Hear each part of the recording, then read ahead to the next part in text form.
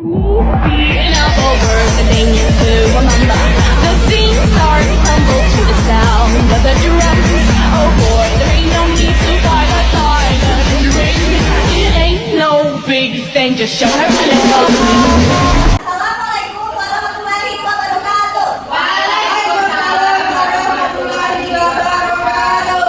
Baiklah, di sini saya akan menjelaskan tentang tugas saya tentang bimbingan dan konseling BK di AUD, yaitu merupakan bagian yang tidak terpisah dari penyelenggaraan pendidikan anak usia dini di PAUD. Anak usia dini berada pada rentang usia 0 sampai 6 tahun yang dikenal sebagai masa emas atau bisa kita sebut dengan golden age, yaitu masa paling menentukan bagi perkembangan kepribadian, kecerdasan, serta sikap dasar anak di masa depan.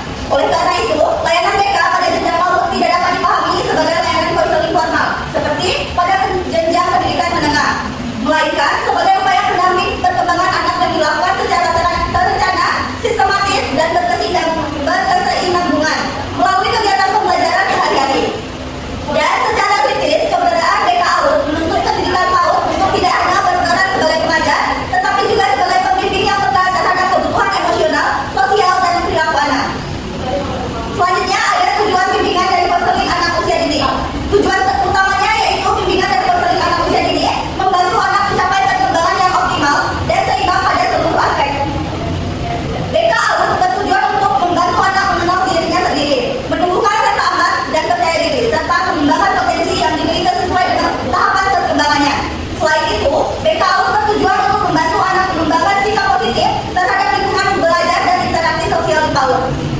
Dan selanjutnya itu adalah fungsinya, yang dimana fungsi bimbingan dan konseling anak usia dini ini mencakup beberapa fungsi. Yang pertama itu fungsi preventif, yaitu upaya pencegahan terhadap munculnya masalah perkembangan anak melalui penciptaan lingkungan belajar yang aman, nyaman, dan menyenangkan. Dan yang kedua, fungsi pengembangannya yaitu membantu anak mengembangkan seluruh potensi yang dimilikinya secara optimal melalui stimulasi yang sesuai. Dan ketiga, fungsi pemahaman yaitu membantu pendidik dan orang tua memahami karakteristik, kebutuhan, serta perbedaan individu setiap anak.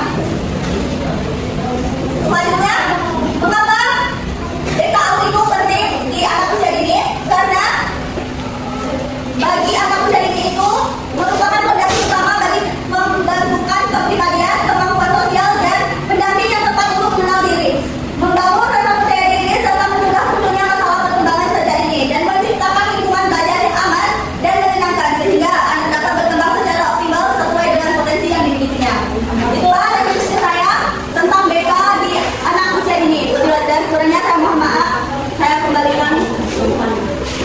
Saya akhiri.